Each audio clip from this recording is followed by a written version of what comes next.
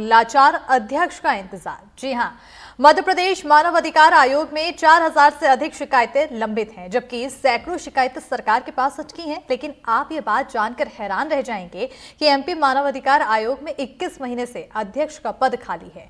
आयोग में एक अध्यक्ष 2 सदस्य होते हैं। फिलहाल एक सदस्य का कार्यवाहक यहाँ पर बनाया गया है, उनसे काम कराया जा रहा है। तो एक तरफ पेंडेंसी भी बढ़ रही है, तो दूसरी तरफ अनुशंसाओं पर सरकार ध्यान नहीं दे रही। आलम यह है कि 4706 शिकायतें पेंडिंग हैं, 260 अनुशंसाएं सरकार के पास लंबित हैं। इनमें 20 ऐसे मामले हैं जिसमें आरोपी ने फांसी लगा ली या फिर पुलिस हिरासत में उसकी मौत हुई है। हर साल आयोग लगभग 11000 मामलों पर संज्ञान लेता है, लेकिन साल दर साल शिकायतें लंबित होती जा रही हैं, जो अब 4500 के पार चली गई हैं। वैसे यह हाल अकेले मानवाधिकार आयोग का नहीं है, महिला आयोग, सूचना आयोग और अब मानवाधिकार आयोग का भी हो गया है। राज्य में सब खाली हैं। वैसे हमारी इस खबर और कोर्ट के नोटिस के बाद सूचना आयोग में कुछ पद भर दिए गए हैं। कई सवाल हैं जिनके जवाब जानने की कोशिश करेंगे। एक खास पैनल भी हमारे साथ जुड़ेगा, लेकिन आइए सबसे पहले एक रिपोर्ट देखते हैं।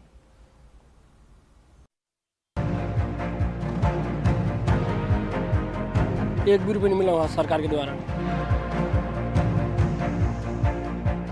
2022 में 22 साल के गोलू सारथी, जिन पर छेड़छाड़ का आरोप था, उसने भोपाल के कमला नगर थाने में फांसी लगाकर आत्महत्या कर ली। मामले में मानवाधिकार आयोग ने संज्ञान लिया। कहा, गोलू के परिजनों को सरकार 5 लाख रुपए सहायता दे। 1.5 साल बीत गए, 1 रुपया नहीं मिला। गोलू के परिजन दिहाड़ी मजदूरी करते हैं। मेरा भाई को 2022 में उनको थाने ले गया था रात में। भाभी के साथ कुछ तितुमे में हुई थी दूसरी वाली भाभी से, तो उसको थाने ले गया, तो उसी रात को उसने आत्महत्या कर ली थी। वो दरी फाड़ के, पुलिस वाले बता रहे कि दरी फाड़ के उसने लोकअप में फांसी लगाई है। 1 भी रुपये नहीं मिला वहाँ सरकार के द्वारा। मध्य प्रदेश मानवाधिकार आयोग में 4706 शिकायतें पेंडिंग हैं। 260 अनुशंसा सरकार के पास लंबित है। इनमें 20 ऐसे मामले हैं जिसमें आरोपी ने फांसी लगा ली या पुलिस हिरासत में उसकी मौत हुई हो। 21 महीने से मानवाधिकार आयोग में अध्यक्ष का पद खाली है। हर साल आयोग लगभग 11000 मामलों पर संज्ञान लेता है। 2021-22 में 2490 शिकायतें लंबित थीं। 2022-23 में 3196, जबकि साल 2023-24 में 4706 शिकायतें लंबित हैं। हर वर्ष काफी अनुशंसाएं होती रहती हैं और उनका पालन भी समय समय पर शासन द्वारा किया जाता है। लेकिन वर्तमान में स्थिति देखें तो करीब 260 अनुशंसाएं अभी भी लंबित हैं शासन के पास, जिनका पालन अपेक्षित है। इनमें से कुछ अनुशंसाएं काफ़ी पुरानी हैं। पीड़ित व्यक्ति के परिवार को यदि समय पर वो अनुतोष कम से कम प्रतिकर का नहीं मिलेगा तो थोड़ी दिक्कत उस परिवार को होगी, ये हर कोई मान सकता है और मानवता के दृष्टिकोण से इसे ठीक नहीं माना जा सकता। मानवाधिकार से जुड़े मामलों में अंतरिम राहत प्रदान के साथ मुआवजे या हर्जाने के भुगतान की सिफारिश मानवाधिकार आयोग सरकार से करता है। मानवाधिकारों से जुड़े मुद्दों पर सरकार को सलाह देना, मानवाधिकारों के उल्लंघन से जुड़े मामलों की जांच करना, जेलों में बंदियों की स्थिति का निरीक्षण करना और सुधार के लिए सुझाव देना भी मानवाधिकार के जिम्मे है। सूबे के उप मुख्यमंत्री भी आयोग की अनुशंसाओं पर कार्रवाई की बात कर रहे हैं। अनुशंसाएं सरकार के पास से रहेंगी, कई अनुशंसाएं लंबित हैं, सरकार इस पर विचार करेगी, उन अनुशंसाओं पर काम हो आगे। बिल्कुल करेंगे, गंभीरता से लेंगे इसको, गंभीरता से लेंगे। गंभीरता से। महिला आयोग, सूचना आयोग, अब मानवाधिकार आयोग, राज्य में सब खाली है। वैसे हमारी खबर और कोर्ट के नोटिस के बाद सूचना आयोग में कुछ पद भर दिए गए हैं। मानवाधिकारों के संरक्षण और संवर्धन के लिए मानवाधिकार आयोग जिम्मेदार है। मध्य प्रदेश में आयोग मामलों पर संज्ञान लेकर नोटिस जारी करता है, अनुशंसाएं भी करता है, लेकिन अफसर सुन नहीं रहे हैं। सरकार भी इन अनुशंसाओं को तवज्जो नहीं दे रही है। हालात ये हैं कि सालों साल सरकार के पास अनुशंसाएं लंबित रहती हैं, लेकिन पीड़ितों को लाभ नहीं मिल पाता है। पीड़ित आज भी आयोग और सरकार की ओर उम्मीद भरी निगाहों से देख रहे हैं। लंबित प्रकरणों का निराकरण कब होगा? लंबित अनुशंसाओं का लाभ पीड़ितों को कब मिलेगा? ये सबसे बड़ा सवाल है। भोपाल से सहयोगी कैमरा पर्सन अभिषेक सिंह के साथ आकाश द्विवेदी, एनडीटीवी। और देखिए, इसी पर चर्चा के लिए हमारे साथ खास पैनल जुड़ चुका है। ब्रिज त्रिपाठी मानवाधिकार कार्यकर्ता हमारे साथ जुड़ेंगे, आशीष महक पारिक वकील हैं हमारे साथ जुड़ चुके हैं, सीमा सोलंकी सामाजिक कार्यकर्ता हमारे साथ जुड़ेंगे और आकाश द्विवेदी हमारे सहयोगी जुड़ चुके हैं। सबसे पहले आकाश, आपकी ओर आना चाहूंगी, क्योंकि अमूमन देखा जाता है कि लोगों की शिकायतें यहाँ पर मानवाधिकार पूरी कर रहा है, उसकी शिकायतों का निराकरण करने की कोशिश की जा रही है, लेकिन मानवाधिकार खुद मदद की गुहार लगा रहा है फिलहाल।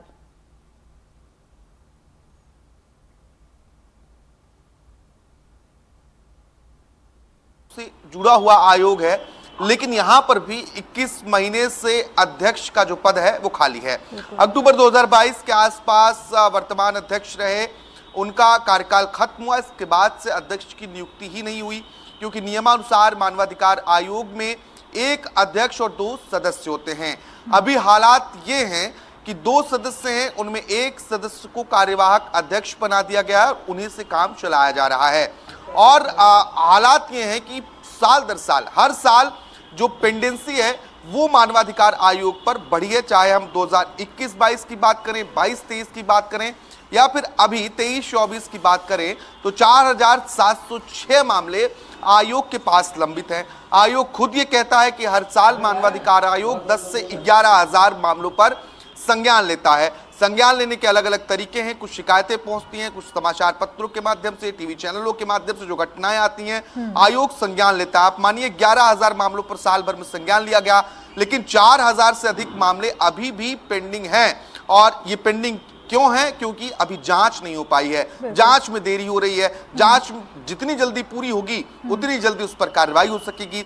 न सिर्फ आयोग बल्कि सरकार की ओर से भी लचर रवैया देखने को मिलता है। मानवाधिकार आयोग की तरफ से 260 से अधिक जो अनुशंसाएं हैं वो सरकार के पास लंबित पड़ी हैं। ये अनुशंसाएं लोगों को आर्थिक सहायता देने के मामले में है। एक रिपोर्ट हमने भोपाल के शबरी नगर की देखी, और 1.5 साल बाद भी मानवाधिकार आयोग ने जो अनुशंसा की थी उसका लाभ पीड़ित परिवार को नहीं मिला। यही हालात प्रदेश के अलग अलग जिलों में हैं, क्योंकि मानवाधिकार आयोग का जो काम है वो मानव अधिकारों का संरक्षण और संवर्धन, इसके साथ ही जो मानव अधिकार से जुड़े हुए मसले हैं, इन सभी मसलों पर मानवाधिकार आयोग हस्तक्षेप करता है। लेकिन और उसी हस्तक्षेप के जब मसलों का हल तभी होगा जब यहाँ पर नियुक्ति की जाएगी, लेकिन नियुक्ति ही नहीं हो पा रही है और कितने 21 महीनों से ये नियुक्ति का इंतजार यहाँ पर किया जा रहा है। आशीष जी, आपकी ओर आना चाहूंगी, क्योंकि शिकायतों का हमेशा लोगों के अंदर ये कंफ्यूजन होती है कि शिकायतों का निराकरण कानून द्वारा किया जाता है। ऐसे में सरल भाषा में समझें तो कानून से मानवाधिकार आयोग कैसे अलग है?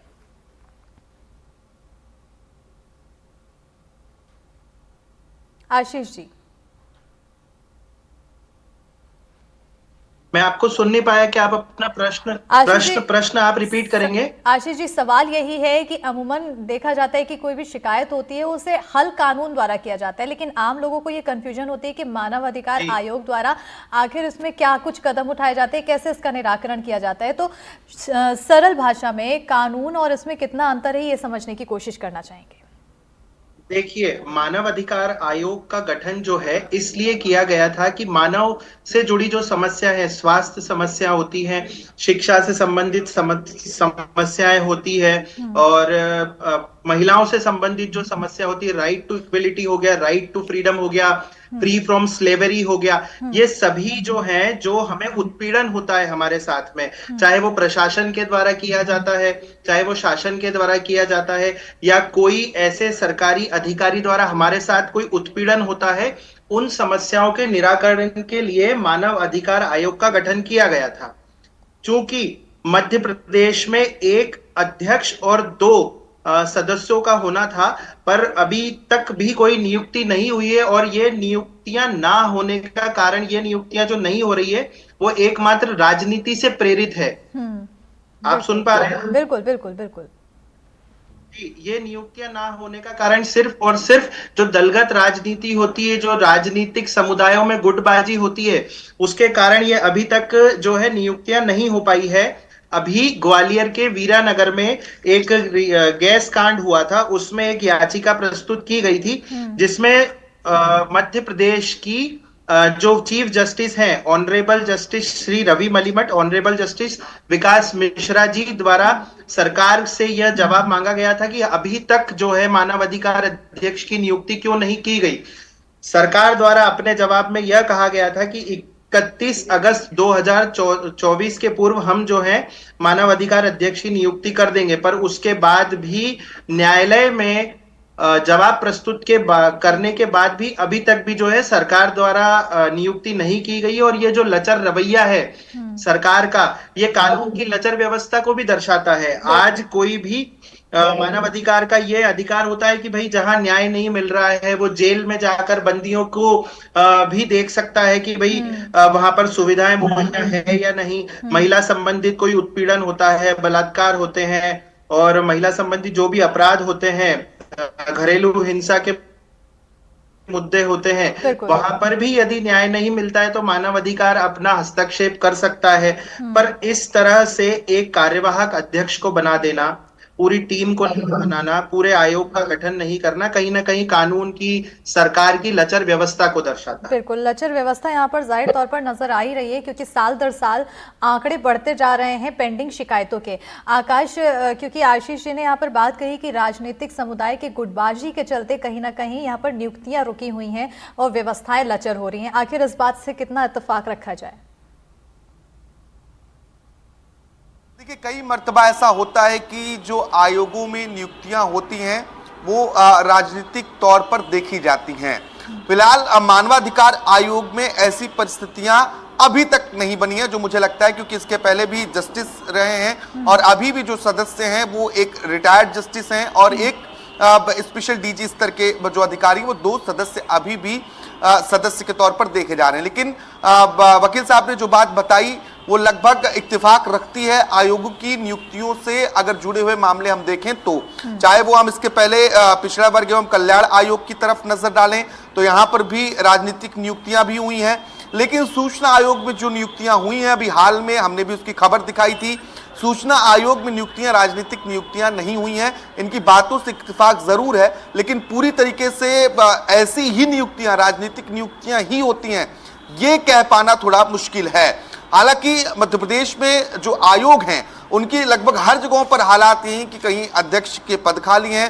जैसे महिला आयोग की हमने रिपोर्ट दिखाई थी और महिला आयोग में भी 50,000 से अधिक मामले जो हैं वो पेंडिंग है, क्योंकि अब तक महिला आयोग में कोई अध्यक्ष ही नहीं है, मामला कोर्ट में चल रहा है। और जो सूचना आयोग को लेकर परिस्थितियां थी वो परिस्थितियां भी हमने दिखाई।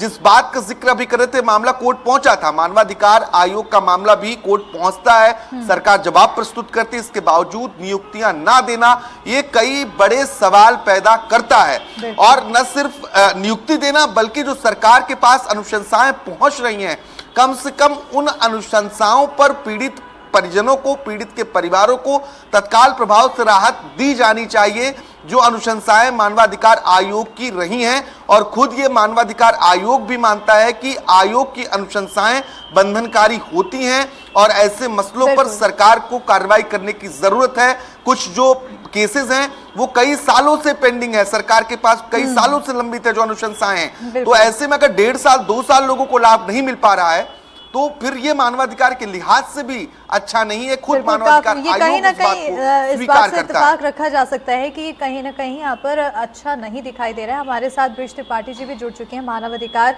कार्यकर्ता है, तो इन्हीं से जान लेते हैं, क्योंकि नियुक्तियां ना हो पाना और शिकायतें पेंडिंग हर साल बढ़ते जाना, इसके आंकड़े, आखिर कितनी ज़्यादा चुनौती यहाँ उनके सामने पैदा हो जाती है। ब्रिज जी,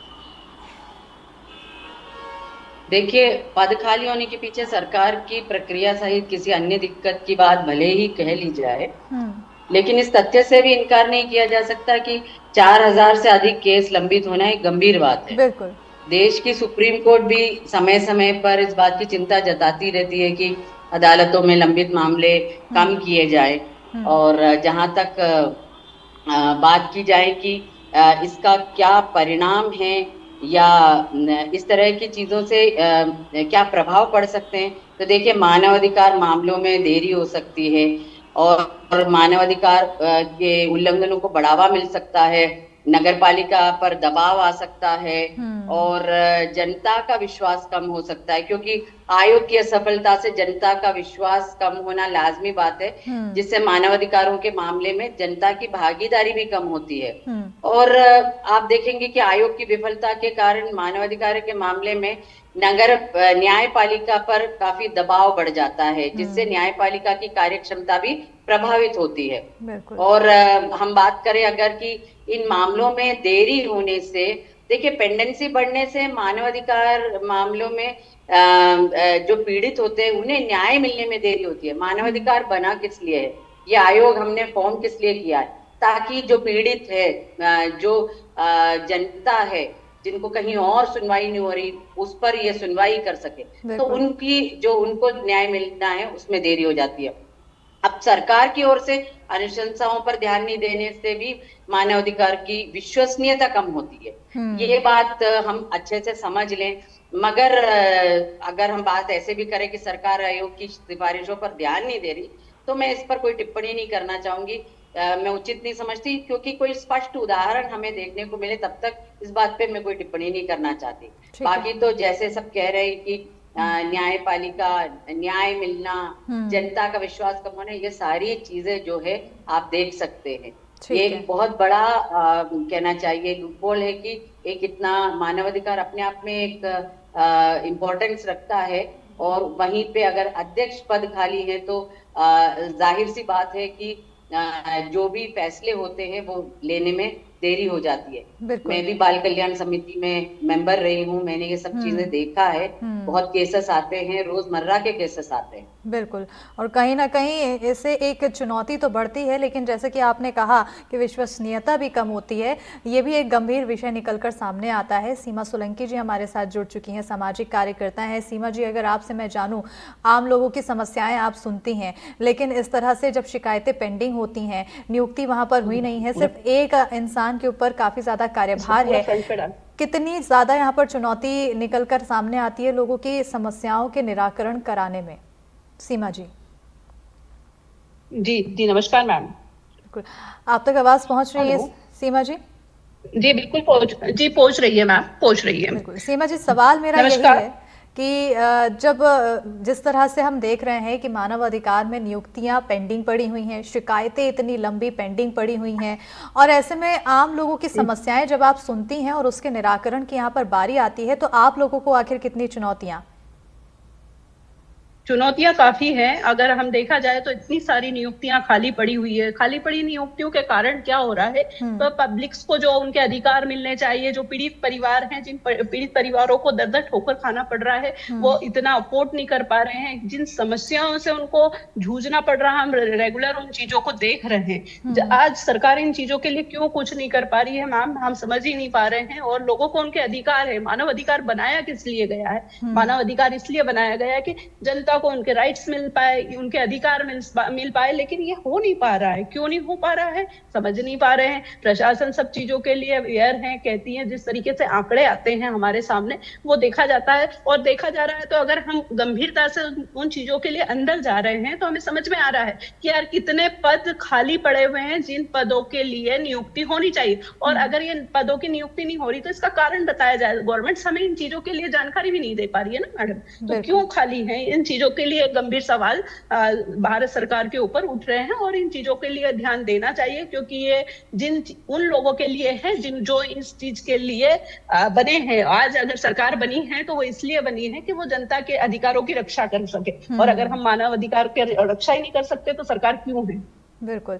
आशीष जी, एक अहम सवाल ये बनता है, क्योंकि अक्सर हम घर में देखते हैं एक मुखिया होता है, बच्चे होते हैं शैतानियां करते हैं, लेकिन मुखिया की डांट फटकार के बाद बच्चे सुधर जाते हैं।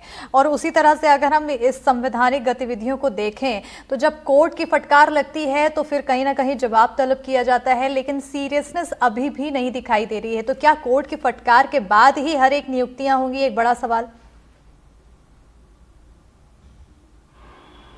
ज्यादा जरूरी है। और इसी संबंध में जब ये जनहित याचिका के माध्यम से ये प्रश्न माननीय उच्च न्यायालय के समक्ष उठाया गया कि अभी तक ये नियुक्तियां क्यों नहीं हुई है, उच्च न्यायालय के जस्टिस रवि मलिमठ व विकास मिश्रा जी द्वारा जब जवाब तलब किया गया तो सरकार द्वारा यह हलफनामा प्रस्तुत किया गया कि 31 अगस्त 2024 तक जो है हम मानव अधिकार अध्यक्ष की नियुक्ति कर देंगे, पर अभी तक तो क्या सरकार, प्रशासन, जो एक हमारा उच्च पद गरिमा है उच्च न्यायालय की, क्या उसके आदेश का भी अवमानना कर रही है एक तरह से देखा जाए तो। और इसके पूर्व मुझे पत्रकार महोदय आकाश द्विवेदी जी ने कहा गया कि ये जो नियुक्तियां हैं ये राजनीति से प्रेरित नहीं होती है, पर जब हम ये पाते हैं कि कोई भी सरकार बदलती है तो सरकार के मंत्री और मुख्यमंत्री अपने जो विश्वस्त अधिकारी होते हैं उन्हीं को चयन करते हैं,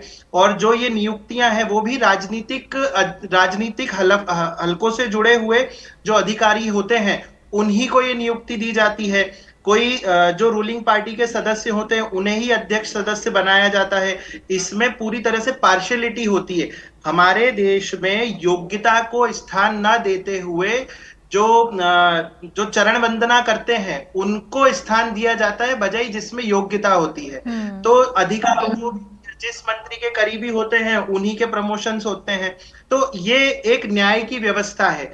इस व्यवस्था में हम लोगों को राजनीति से ऊपर उठ करके और जो दूसरे जो अधिकारी हैं जो राजनेताओं की चरण वंदना करते हैं उनसे ऊपर उठ करके जो योग्य है, सुयोग्य है, उस व्यक्ति को ये नियुक्ति दी जाना चाहिए। और जो आज आम आदमी पीड़ित हो रहा है उन्हें न्याय मिलना चाहिए, उस पर त्वरित एक्शन लेना चाहिए। हमारे जो डीएम होते हैं, डिस्ट्रिक्ट मजिस्ट्रेट होते हैं, कलेक्टर होते हैं, उनके पास में भी बहुत सारे अधिकार सुरक्षित होते हैं। वो अपने पावर्स का यूज करके उसको तत्काल प्रभाव से न्याय दिला सकते हैं। तो हर चीज में देरी होना अच्छी बात नहीं है, पर न्याय में देरी होना अच्छी बात नहीं है। बिल्कुल, न्याय तुरंत मिलना चाहिए, बिल्कुल पर जाकर मिला जाए।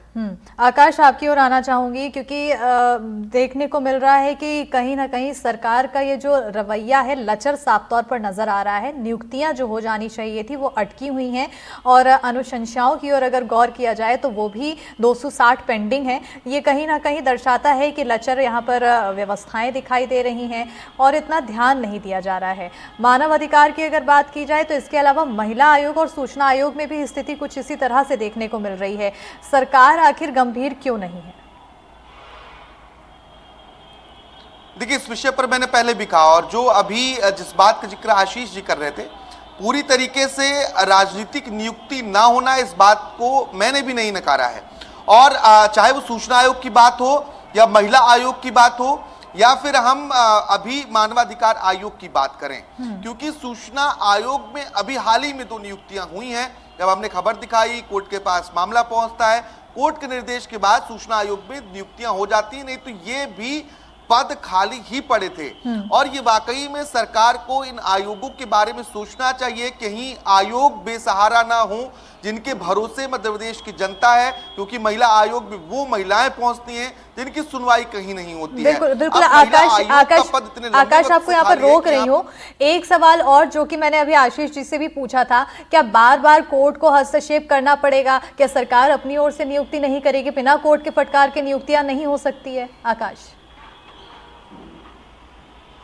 देखिए, ऐसा बिल्कुल नहीं है, लेकिन जब नियुक्तियां नहीं होती हैं तो लोग कोर्ट पहुंच जाते हैं, मामला कोर्ट पहुंचता है, और कोर्ट के हस्तक्षेप के बावजूद, कोर्ट में हलफनामा पेश करने के बावजूद, एक तय तारीख बताने के बाद अगर नियुक्ति नहीं हो रही है तो ये मंशा पर सवाल खड़े करता है। क्या अध्यक्ष पद के लिए अभी कोई योग्य व्यक्ति नहीं मिल रहा है जिससे सरकार उसे नियुक्त कर सके मानवाधिकार आयोग में या फिर महिला आयोग जैसी जो संस्थाएं हैं? हालांकि महिला आयोग का विवाद जो है वो कोर्ट में पहले से भी चल रहा है, और लेकिन मानवाधिकार आयोग में 21-22 महीने से अगर पद खाली है तो आप समझिए कि ये कहीं ना कहीं अनदेखी ही है। न सिर्फ पद खाली होना, बल्कि उन अनुशंसाओं पर भी मैं बात करना बहुत जरूरी समझता हूं जो सरकार के पास लंबित हैं। 260 अनुशंसाओं में कई अनुशंसाएं सालों साल से लंबित हैं। इन अनुशंसाओं पर तो कम से कम सरकार को त्वरित राहत पीड़ित परिवारों को देने की कोशिश करनी चाहिए थी। अब ये किन वजहों से अटकी है इसका जवाब भी नहीं है। अनुशंसाएं आयोग की ओर से हो जाती हैं लेकिन सरकार ध्यान नहीं देती है, अनुशंसाएं थोड़ी और आगे बढ़ती हैं, लेकिन वो पीड़ित तक लाभ के रूप में नहीं पहुंच पाती हैं। इस पर तेजी से अगर कार्रवाई हो तो 260 अनुशंसाएं बहुत अधिक नहीं है और ये इन अनुशंसाओं जो लंबित सरकार के पास पड़ी हैं उसे पीड़ितों को, पीड़ित परिजनों को दिया जा सकता है। बिल्कुल। आशीष जी, आप कुछ कह रहे थे।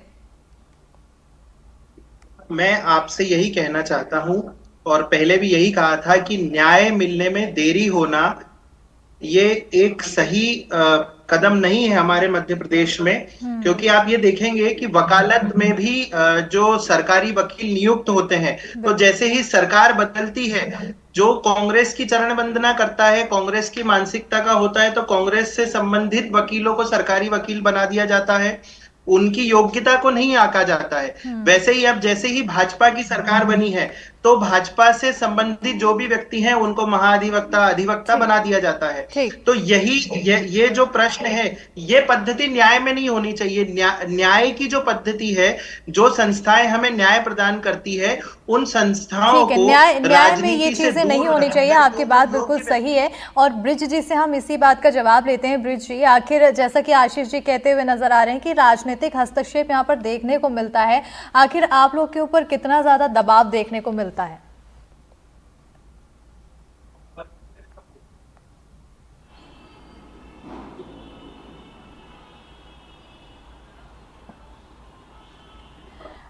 ब्रिज जी, आपकी आवाज हम तक नहीं पहुंच पा रही है। सीमा, आपकी ओर आना चाहूंगी। और क्योंकि परेशानियां यहाँ पर आए दिन आती रहती है लोगों के बीच, तो एक अहम सवाल ये होता है कि आखिर कितने चक्कर लोगों को काटने पड़ रहे हैं कि उनको अपनी समस्या से निराकरण मिल जाए? मैडम, सालों निकल जाते हैं समस्याओं का निदान होने के लिए। एक लड़की के साथ अगर बलात्कार होता है और वो अपनी पीड़ा को भुलाकर अगर न्याय की अपेक्षा करती है तो उसको कोई वकील नहीं मिल पाता है, गवर्नमेंट वकील उनको अवेलेबल्स नहीं है। क्या कारण है कि उन्हें न्याय नहीं मिल पा रहा? कहाँ जाएंगे अगर देश की सरकार, प्रदेश की सरकार इस तरह की योजनाएं पर ध्यान नहीं देगी या इस तरीके की न्याय व्यवस्थाओं को सुचालित रूप से नहीं चला पाएगी तो हम कैसे क्या कर पाएंगे, कैसे न्याय पा पाएंगे? और हमारी देश किस दिशा में जा रहा है, हमें ये सोचने के लिए मजबूर कर रहा है। हमें समझना पड़ेगा कि किस तरीके से काम हो रहा है और किस तरीके से सरकार को काम करना चाहिए, सख्त कदम उठाना चाहिए। सरकार चाहे कांग्रेस की हो, बीजेपी की हो, किसी की भी सरकार हो, लेकिन जब मानव अधिकार की बात की जाती है और अधिकारों के लिए अगर जनता को दर दर भटकना पड़े तो मेरे ख्याल से इससे बड़ी शर्म की बात नहीं है इस देश के लिए कि यहाँ पर उन्हीं के देश के लोगों को अपने न्याय के लिए इधर उधर बिल्कुल, कहीं ना कहीं यहाँ पर देश की जो न्याय व्यवस्था है वो कछुए की चाल चल रही है। और जो तेजी यहाँ पर आनी चाहिए वो तेजी तभी हो पाएगी जब समय पर नियुक्तियां होंगी, समय पर कार्य पूरा किया जाएगा। और जिस तरह से स्थिति और आंकड़े देखने को मिल रहे हैं, ये एक गंभीर विषय, चिंता का विषय निकलकर सामने आ रहा है। बहरहाल, आप सभी मेहमानों का हमारे साथ जुड़ने के लिए बहुत बहुत शुक्रिया। और आकाश जी हमारे साथ जुड़े, तमाम जानकारी दी, सभी मेहमानों हमारे साथ जुड़े। कहीं ना कहीं अब उम्मीद है कि जल्द ही सरकार सुने, समस्याओं को देखे और नियुक्तियां करे। इसी के साथ खास स्पेशल बुलेटिन में इतना ही।